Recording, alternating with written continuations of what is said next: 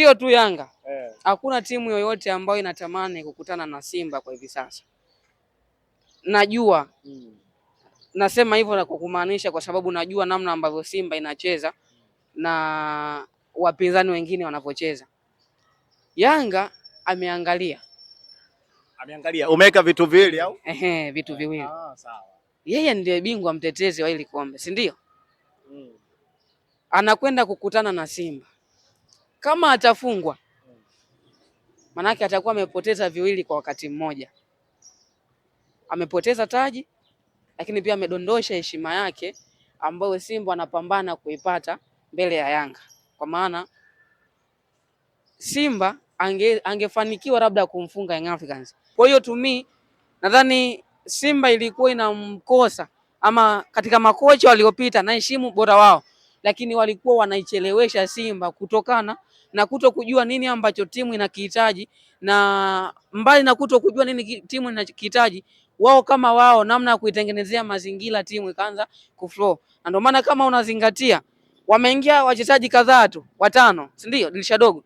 Sasa kama ameweza kufanikiwa kwa asilimia hii kubwa, vipi kama atapewa msimu mwingine wa kufanya usajili wa wachezaji ambao anawahitaji na akapewa msimu kwa maana ya pre-season kuiandaa timu kuelekea kwenye ligi kuu ama mashindano kwa ujumla. Bwana, safari za SFTV zimetiananga hapa maeneo ya Mwenge jijini Dar es Salaam kuja kuzungumza yale ya kimichezo, lakini kama ambavyo tunafahamu wekundu wa Msimbazi Simba tayari yuko fainali ya kombe la CRDB Federation akitarajia kupepetana na Azam Football Club ambao tayari na wao wamejikatia tiketi hiyo mara baada ya kuwachapa Young Africans bao 3-2 pale katika dimba la CCM Kirumba mkoani Mwanza. Yamezungumzwa mengi kwelikweli mara baada ya matokeo ya timu hizi mbili, lakini kwa sasa niko naye Yusuf Jeyara, dogo Yusuf, mtoto mdogo akili nyingi, kuchambua kile ambacho tumekishuhudia katika michezo hii miwili, lakini kubwa zaidi tutakwenda kuangalia wekundu wa Msimbazi Simba kile ambacho wamekifanya. Bana Yusufu, mambo ni aje mdogo? Safi ndugu yangu. Uko vizuri? Niko swadakta kabisa kama Steve Baka. Nadhani miongoni Baka yuko swadakta. Yani miongoni mwa makocha ambao wana furaha sio ya kubahatisha kwa hivi sasa ligi kuu ni pamoja na Steve Baka. Bana hapo kwa Steve Baka kwa sababu umeniwahi lakini itabidi nikuulize maneno ambayo yanazungumzwa sasa hivi mara baada ya matokeo ya mechi hizi mbili. Watu wengi wanatajwa kuiogofya ama timu nyingi zinatajwa kuiogofya Simba iliyo chini ya Steve Baka, Simba ya kina Libasege, Anseteura, Eli Mpanzu, bila kumsahau mjomba Clatous Chama. Umetii kwanza. Umeanza vizuri alafu kamaliza na mjomba. Of course kwangu mimi naweza nikasema 100% Steve Baka amefanikiwa kurejesha ile heshima ya Simba ambayo imepotea kwa muda mrefu. Juzi kati nilikuwa nazungumza na rafiki yangu Azim Dewji. Alichonithibitishia kwangu mimi kwa namna, kwa maana yeye sasa nadhani hii ndo Simba ambayo inampa furaha zaidi kuliko Simba ya hivi karibuni ambayo ameishuhudia. Basi siku hizi una urafiki na matajiri, tukimaliza na okota. Sasa hatujafikia kwenye swala la kuokota. Kwa hiyo nadhani hadi kiongozi anafika kwenye hiyo hatua ya kuzungumza hivyo, maana yake anaona kuna vitu vingi ambavyo vimeenda sawa. Hivi karibuni baada ya Fadu kuondoka, lakini akaja pia Medi Morocco kwa kipindi kadhaa, Selemani Matola, ni kama pia ni kama Simba ilikuwa hajapata tiba sahihi ya kocha ambaye anaweza ka control kikosi cha Simba namna ambavyo kinacheza na kuweza kuicontrol pressure nzima ambayo ilikuwa inaizunguka Simba pamoja na uongozi. Hakuna ambacho akikuzungumzwa dhidi ya viongozi kulingana kile ambacho kilikuwa kinaendelea.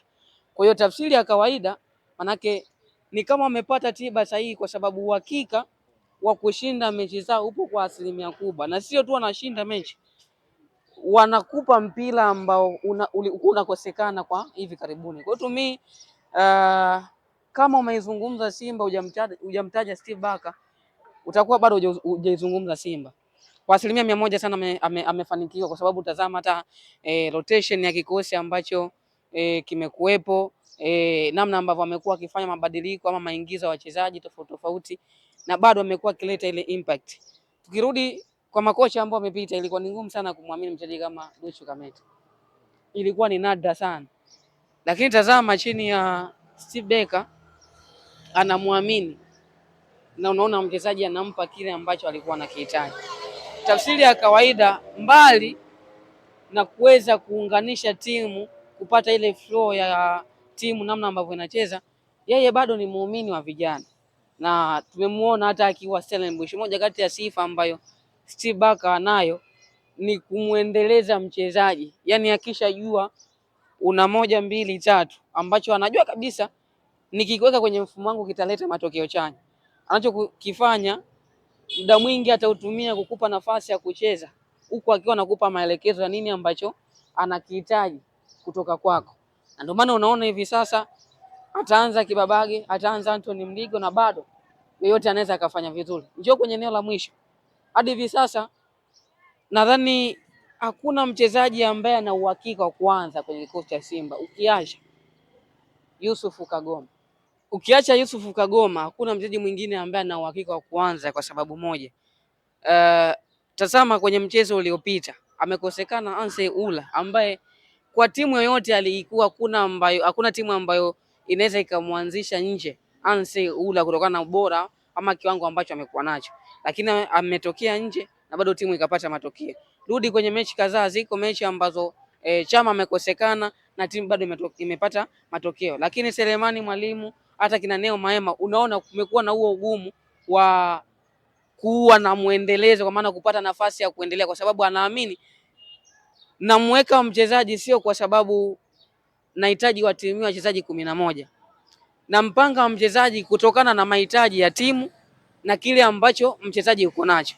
Ndio maana kumekuwa na rotation za wachezaji, mchezo huo anaanza, mchezo ujao unaona anaanzia bench, kwa sababu inawezekana anaweza akaangalia uzito wa mechi, anaweza akaangalia aina ya mpinzani ambaye anakutana naye, ubora na madhaifu ya mpinzani wake yako wapi, then anafanya machaguo ya mchezaji ambaye anaamini kama nitaenda na huyu uwezo wa kupata ninachokihitaji utakuwa ni kwa asilimia kubwa. Na ndio maana kuna nyakati utaona Kante anaanzia nje, then anaanza Kagoma na Neo Maema, ambao anajua kabisa nitakuwa na Kagoma eneo la chini, ataifanya ma center back wawe na uhuru, and then nitamwacha Maema aflow na timu kwenye kuisupport inavyofunga safari kuelekea kwenye lango la timu pinzani. Lakini kuna timu anakutana nayo, anajua kabisa hii inatengeneza nafasi zake ama uhatari wake upo kwenye eneo la katikati. Nawezaje kupata mchezaji ambaye ataenda kunipa energy ya kiukabaji ukija kujumlisha na ile ambayo anaitoa Kagoma, and then awe ni bora pia kwenye passing. Hapo ndo unapomuona anamswitch Alassane Kante Maodo. Kwa hiyo to me nadhani Simba ilikuwa inamkosa, ama katika makocha waliopita naheshimu bora wao, lakini walikuwa wanaichelewesha Simba kutokana na kuto kujua nini ambacho timu inakihitaji, na mbali na kuto kujua nini timu inakihitaji, wao kama wao namna ya kuitengenezea mazingira timu ikaanza kuflow. Na ndio maana kama unazingatia wameingia wachezaji kadhaa tu 5, si ndio, dirisha dogo. Sasa kama ameweza kufanikiwa kwa asilimia hii kubwa, vipi kama atapewa msimu mwingine wa kufanya usajili wa wachezaji ambao anawahitaji na akapewa msimu kwa maana ya pre-season kuiandaa timu kuelekea kwenye ligi kuu ama mashindano kwa ujumla. Kwa hiyo kwangu mimi nadhani nimpongeze Steve Barker kwa sababu anachokifanya Simba kwa hivi sasa sio kwa bahati mbaya. Tutazungumza ubora wa Chama Kratos, lakini kama una kocha ambaye anaweza kukupangia kikosi kulingana na mechi namna ambavyo inataka, bado unaweza ukawa uko nje ya kile ambacho wewe unakifikiria. Tazama kwenye mchezo wa jana, natolea mfano kwenye mechi ya jana Yanga dhidi ya Azam FC. Mimi rahama zangu moja kwa moja nimezipeleka kwa kocha wa Young Africans, kwa sababu machaguo ya kikosi na aina ya mpinzani ambaye alikuwa anaenda kukutana naye ilikuwa ni vitu viwili tofauti.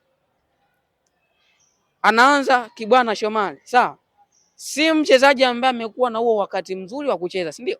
Na ile ni mechi ngumu, inahitaji ile intensity ya hali ya juu, tegemea matumizi ya nguvu, inahitaji mchezaji ambaye atakupa energy kwenye mazingira yote, kwa maana unaposhambulia na unapokaba, sawa. Baadaye tukaona akamtoa. Kilichokuja kunishangaza zaidi ni kutoka kwa mchezaji kama Duke Oga Abuya. Nadhani kwangu ukinitajia mchezaji bora wa muda wote toka msimu umeanza kwa Young Africans, nitamtaja Duke Abuya, kwa sababu afanyi kwa bahati mbaya, yani ana assist sio kwa bahati mbaya, ni kwa sababu ya uwezo ambao amekuwa nao kujiposition kwenye maeneo, uwezo wake wa kufikiri sawa sawa na kile ambacho kinakwenda kutokea amekuwa ni kwa asilimia kubwa sana. Kwa hiyo kama ulikuwa unafikiria mechi ijao ya tarehe 24, ninachoamini kocha yoyote ambaye anajua nini anachokihitaji na anachokifanya, unaanza na kilichopo, yani kinachowezekana kifanyike muda huo. Ukisema mimi ninaiangalia mechi ijayo, unawezekana usishinde ama tusifike huko, si ndio? Kwa hiyo kwa asilimia 100 mimi nitakili na kusema Steve Barker ndiye kocha wangu bora toka ajiunge na Simba. Lakini pia sio tu kwa upande wa Simba, ligi kuu kwa ujumla. Naheshimu bora wa makocha wengine Ibenge, lakini Steve Barker amekuja kuwa tiba sahihi kwa kikosi cha Simba. Bana, Steve Barker amekuja kuwa tiba sahihi katika kikosi cha Simba. Yusufu bana, we bana pale nyumbani tayari ushapata kiti hivi, meza ya kusomea unayo kwanza? Ninayo kaka. Ninayo. Basi ngoja nikupe taarifa njema bana. Taarifa njema ni kwamba Komba Furniture and Decoration, hawa ni wataalam, wanauza viti vya kusomea, meza, pia masofa, vitanda. Wanapatikana pale wapi? Maeneo ya Ukonga, Mombasa, jijini Dar es Salaam. Hawa ni wataalam wa kuuza, kutengeneza na kusambaza samani mbalimbali kama vile masofa, kama ambavyo nimezungumza na ndugu yangu. Fika ofisini kwao ujipatie sofa yako.